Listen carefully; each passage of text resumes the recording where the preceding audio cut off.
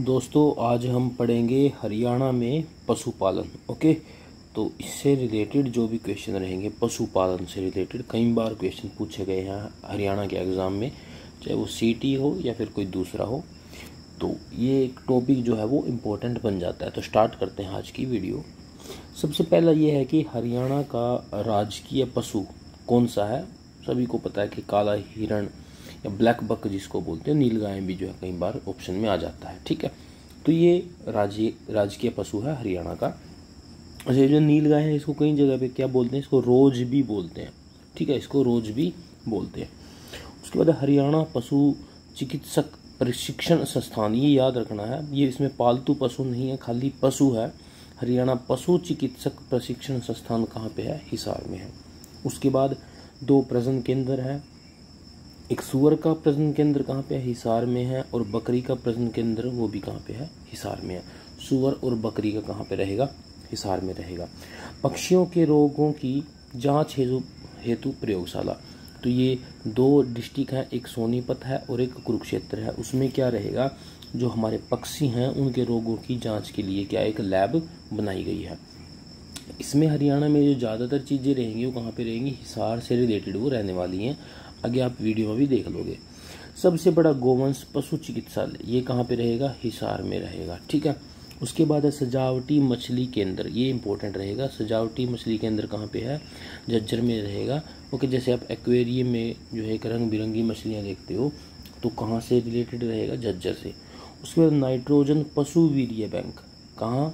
नारनौल में। ओके, उसके बाद पालतू पशु चिकित्सा केंद्र एवं प्रशिक्षण संस्थान, इससे पहले हमने पढ़ा था, हिसार में पढ़ा था, बट उसमें क्या था? पालतू पशु नहीं था।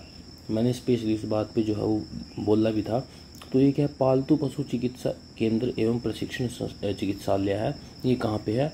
ये पंचकुला में है। ठीक है, उसके बाद अब मुर्रा भैंस विकास केंद्र कहाँ पे रहेगा? नारनौंद में रहेगा, खांडाखेड़ी। उसके बाद ये राज्य में 7 वीर्य बैंक है, जिनमें से 2 बड़े हैं और क्या है 5 मध्यम स्तर के हैं। तो क्वेश्चन ये बन सकता है कि हरियाणा राज्य में वीर्य बैंक टोटल कितने हैं? तो आपका आंसर क्या रहेगा? 7 रहेगा।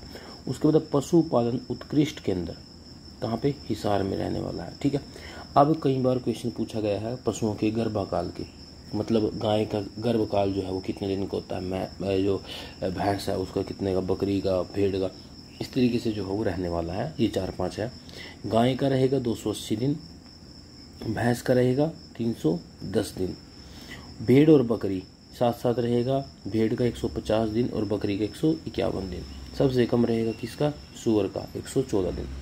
आपने क्या करना है, ये जो दिन दिए हैं जैसे 280 है या फिर 310 है, इनको जो है वो 30 से भाग करके इनके मंथ भी निकाल लेने हैं कि किस मंथ में जो है गाय का कितने मंथ रहेगा और भैंस का जो है वो कितने मंथ रहने वाला है। ओके, उसके बाद पॉली क्लिनिक बहु चिकित्सा केंद्र कहाँ पे, कितने हैं ये? टोटल कुल 7 हैं ये पॉली क्लिनिक बहु चिकित्सा केंद्र। कहाँ कहाँ पे हैं? सोनीपत, पंचकुला, रोहतक, भिवानी, जींद, सिरसा और रेवाड़ी। ठीक है, ये याद रखोगे।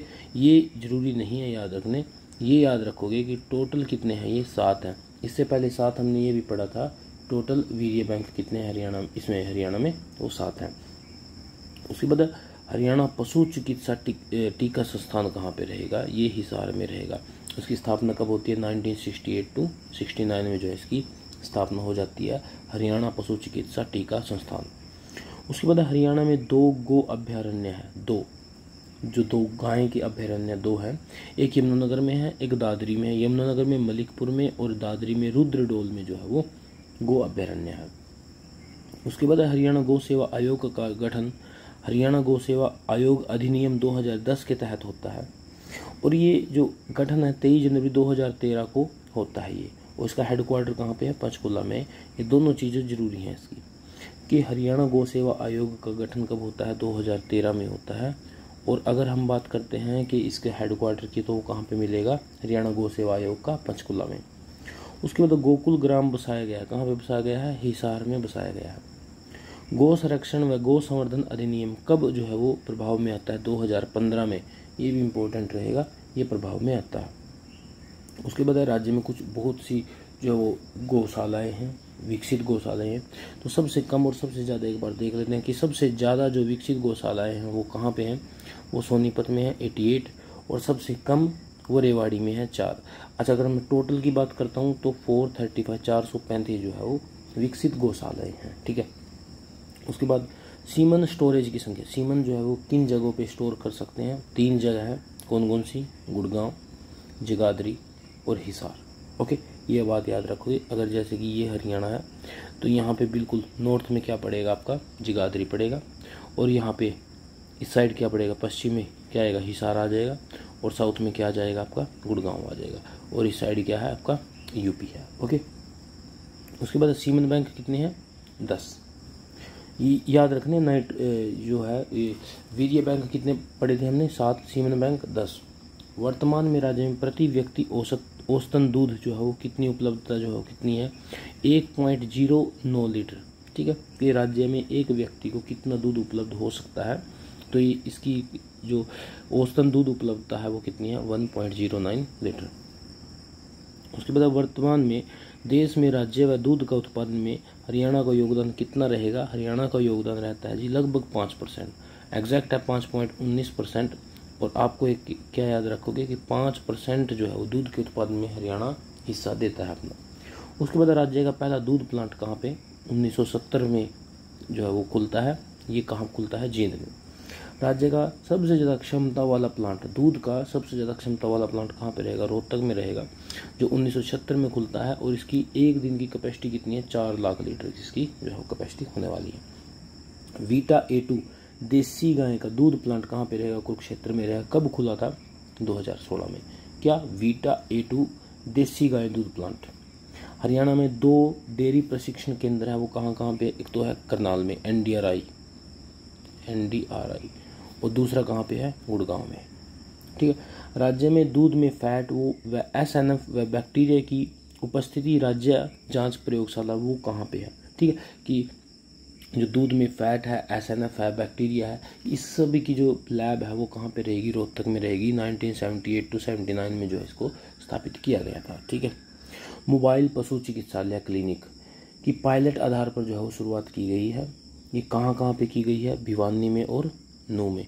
ये 2 डिस्ट्रिक्ट हैं कि जो है वो पशु चिकित्सालय के लिए, किसके लिए, मोबाइल पशु चिकित्सालय जो है वो स्टार्ट किया गया है। ठीक है, उसके बाद 20वीं पशु जनगणना 2019 में होती है ये, और इसके अनुसार जो है वो कुछ डाटा है वो कैसा है कि सबसे ज़्यादा जो पशुधन है वो कहाँ पे रहेगा, हिसार में। दूसरे नंबर पे आएगा सिरसा, सबसे कम पंचकुला में, और सबसे दूसरे नंबर पे कहाँ पे है, फरीदाबाद में। ठीक है, उसके बाद हम बात करते हैं सबसे अधिक गोवंश कहाँ पे है, सिरसा में है, सबसे कम नूंह में। उसके बाद सबसे ज़्यादा भैंस कहाँ पे रहेगी। अच्छा, ये है कि पशुधन में सबसे ज़्यादा पशु जो है वो कौन से, गाय है, भैंस है, बकरी है, क्या है, तो पशुधन में सबसे ज़्यादा जो पशु है वो क्या है, तो वो भैंस है। अच्छा, अब ये भैंस कहाँ पे ज़्यादा है, गाय कहाँ पे ज़्यादा, वो अब हम जो है वो देखेंगे।